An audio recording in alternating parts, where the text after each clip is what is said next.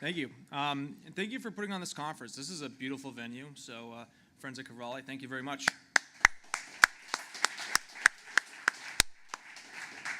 All right, so giving back, building your first Elixir package. Say you have some awesome code in your application that you have to share with the community, or as is quite the case right now, you find something that's lacking in the existing community and you want to build it. You may first start by generating a new package. And then you are given all this right here. So this talk is about what you do with this, how best to build out your package and how best to distribute it to the world at large. As our friend said, I'm Brian Cardarella. I'm the CEO of Dockyard.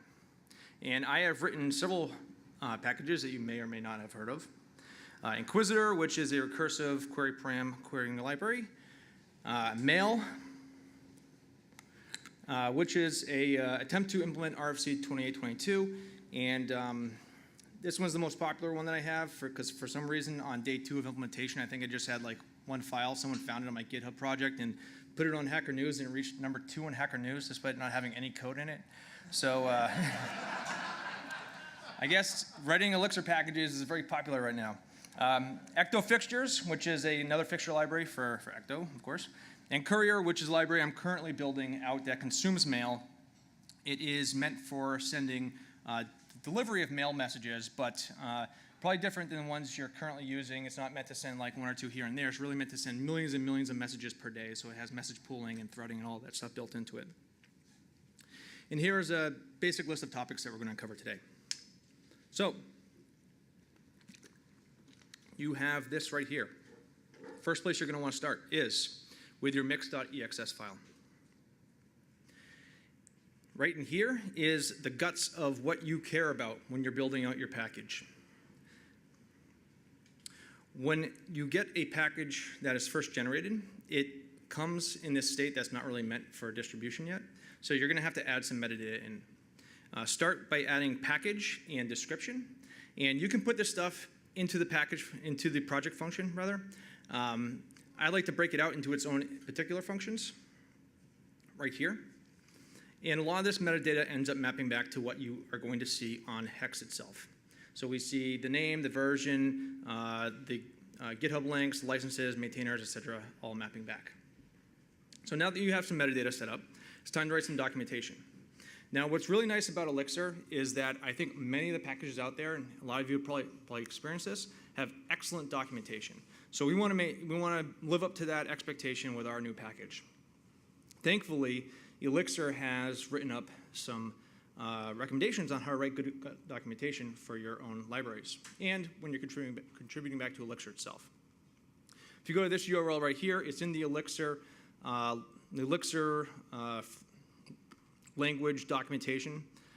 So you just go into pages and it says writing documentation. It's going to give you some guidelines on what to do, what not to do, etc. Some basic stuff, though, is that the documentation writing is going to be in Markdown. Now, there are about 5,000 different versions of Markdown that are out there. The Elixir documentation on writing documentation says that for one of the links on how to write Markdown points you to GitHub flavor Markdown.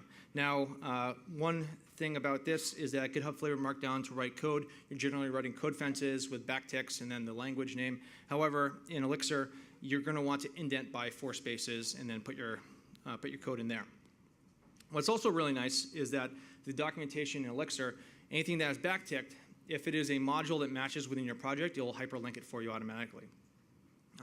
Something I think that would be really cool is that if the documentation library would do a static analysis upon your project and see all the dependencies, and if you're referencing other dependencies within your documentation, it would hyperlink out to those projects. But that is a to-do for later, perhaps, or someone else in this audience can tackle it. So here's our very awesome library, and we have it fully documented, which is great. So we added module docs, which are the high-level documentation for the given module, and perhaps you're going to have some concepts around what this module is meant for. And then you're going to have the more low-level documentation per function. Now, to actually generate the documentation, by default, your Elixir package is not going to be set up for that. So we're going to have to add these 2 packages right here, earmark and xdoc. Now that you have those, you've retrieved those deps and you compiled them, you are given the docs mix task. So we run this, we open our docs to see what they are, And voila, we have documentation, which is great. This is very surprising to have for a language this young. I think a lot of people have also experienced this, that the tooling around Elixir is phenomenal. So to have something this built up this early on in language is excellent to have. So, but this page may not be the page that we want to first see when we open up our documentation. We may want to show off a module first. Thankfully, we can customize our documentation. Back in our mix.exs file, we see that we've added this new tag, well, this new keyword, docs. And inside there are many different customizations that we can add. This particular one, we're going to add main and point it to the module that we want index.html to reference. So now that we've done that, we regenerate our documentation, and now we have the crazypants module being shown off first, which is great. But then we go looking around other libraries, and we start to become jealous because Phoenix has this cool little logo up there. How do we get that? But more importantly, what is the logo of our crazypants project? Well, I think I found the perfect one for it. So this is like number 12 on Google image search for crazypants. 1 through 11 probably were not best for this talk. So we get this image, and we're going to save it to the root of our project. And then we simply add logo and then the path to that file when we go and publish it. Now we have crazypants in our documentation. Excellent.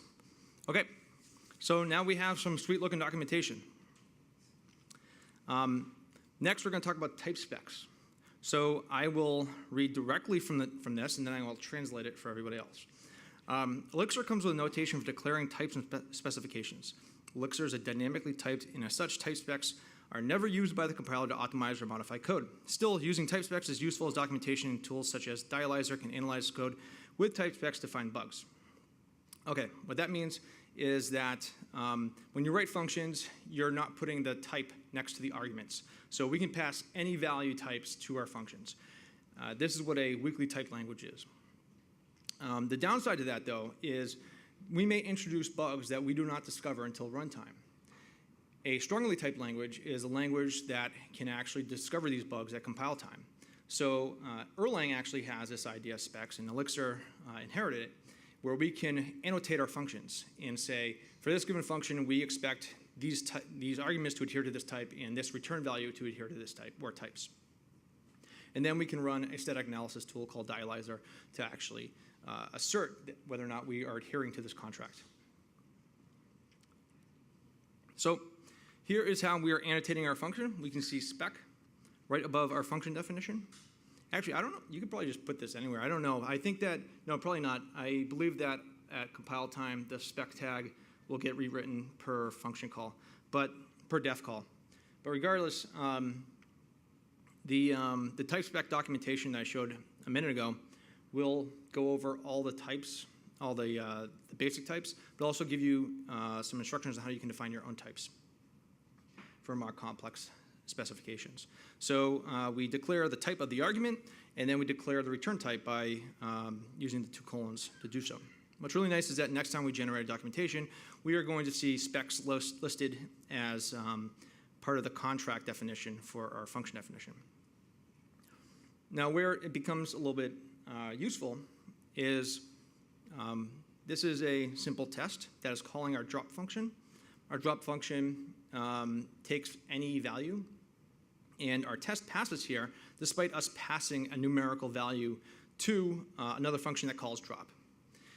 So it passes the test, but it fails the contract. How do we enforce the contract? As I said, Dialyzer is the static analysis tool in Erlang to do this. We can bring this into our Elixir project by using the Dialyzer package. After we add it in, we get it, we compile it. We have to run this task, mix dialyzer.plt. It takes about 5 minutes to run, and it's going to dump a whole bunch of stuff on your screen afterwards. I saved you from looking at that. But after it's complete, you simply run mix dialyzer, and it'll do a static analysis on your project. And we can see here that it found an instance of where I failed to adhere to the contract as the specifications asked for.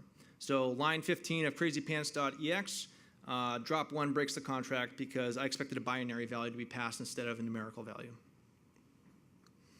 And if we go and inspect that function, we can see, oh, yes, numDrop is passing in a numerical value. So we're just going to do a typecasting to get around that. And now next time we run Dialyzer, great, it is passed successful. Thumbs up. This is important because as we're putting out more and more libraries, there's only so much time that we each have in the day. And if we are putting out libraries that are good actors within the ecosystem, and if other libraries that are consuming our library are good actors in the ecosystem, it means less errors are going to pop up. It means less GitHub issues are open. It means less time wasting trying to figure out exactly what went wrong where.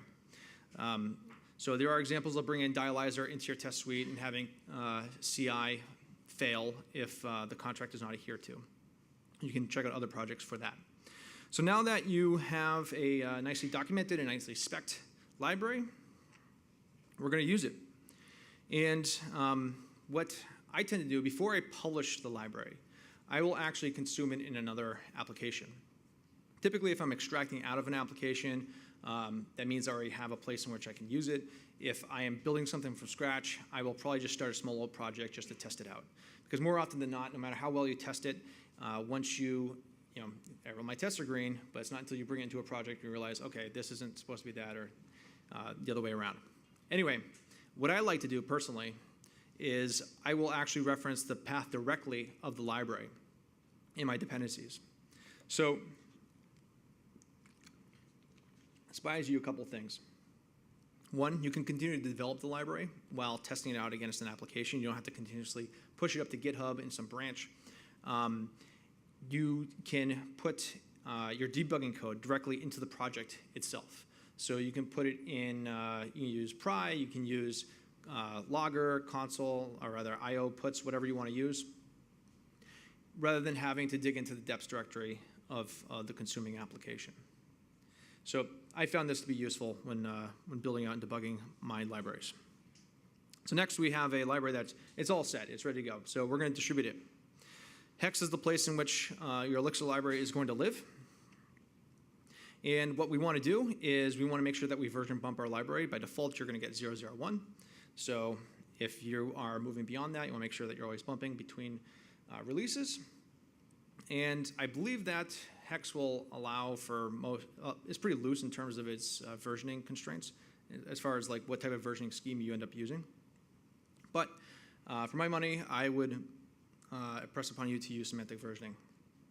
If you're unfamiliar with semantic versioning, the versioning scheme is 3 numbers, so major, minor, patch.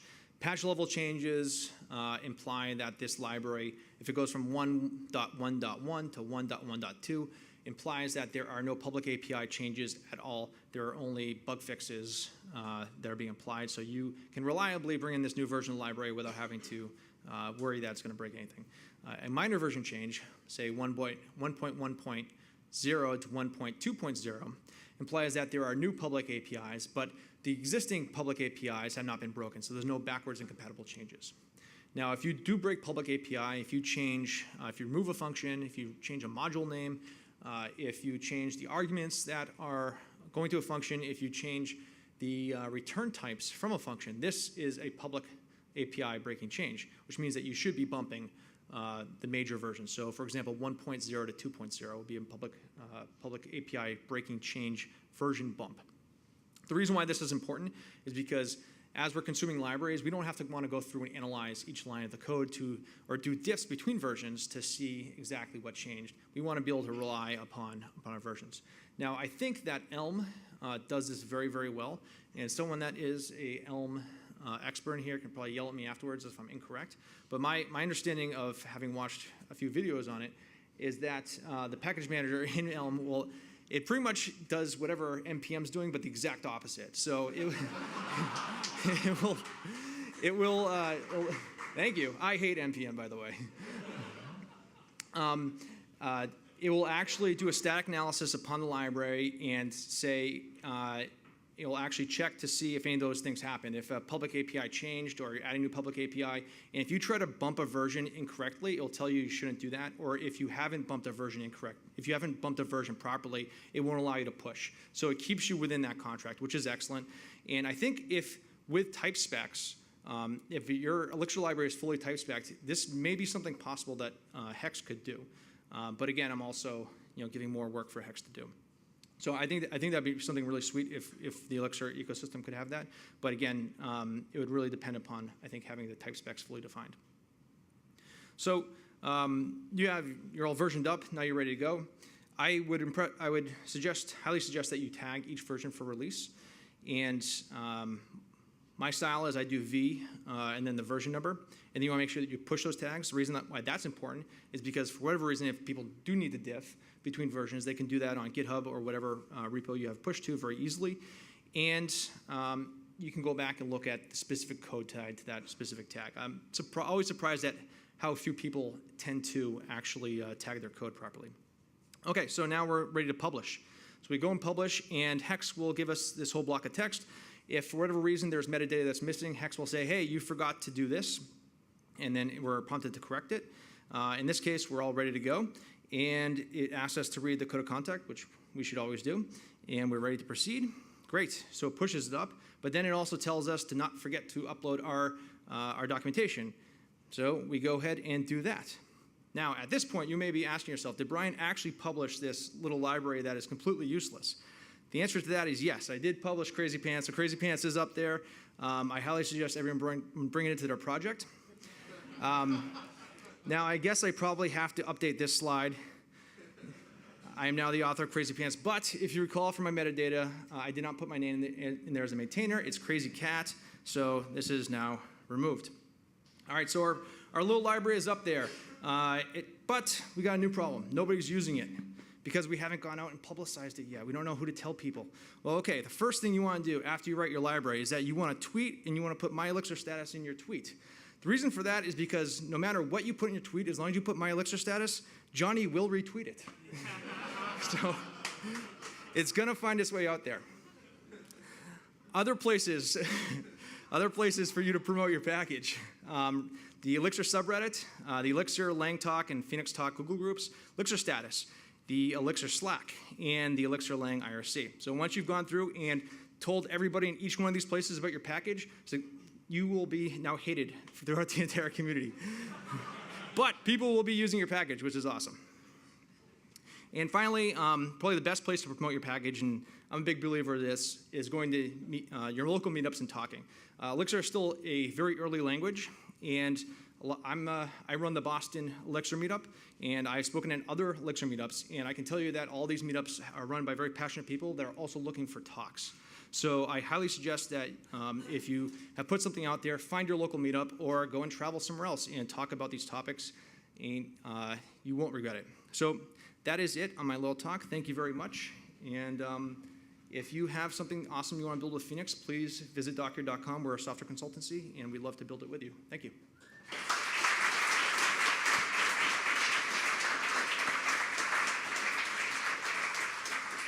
Thanks, Brian. I have a quick question, which I'm sure is on several people's minds. Does crazypants left pad strings?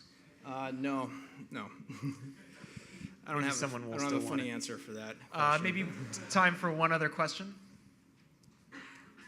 I answered everyone's questions during the talk. Great job. Yes, thank you. Do you have a name for your logo? Yeah, so the logo started out where I asked our early designer just to do something, and she started drawing like penguins and narwhals, and she kind of mashed it together. So it's the Narwhal. And then we took the Narwhal, and I asked one of our designers to make it the Phoenix Narwhal. So this is the Phoenix. This is like the Flaming Winds of Nar, or I forget what they called it. But I have stickers. I have stickers for this, but I forgot to bring those stickers. I apologize.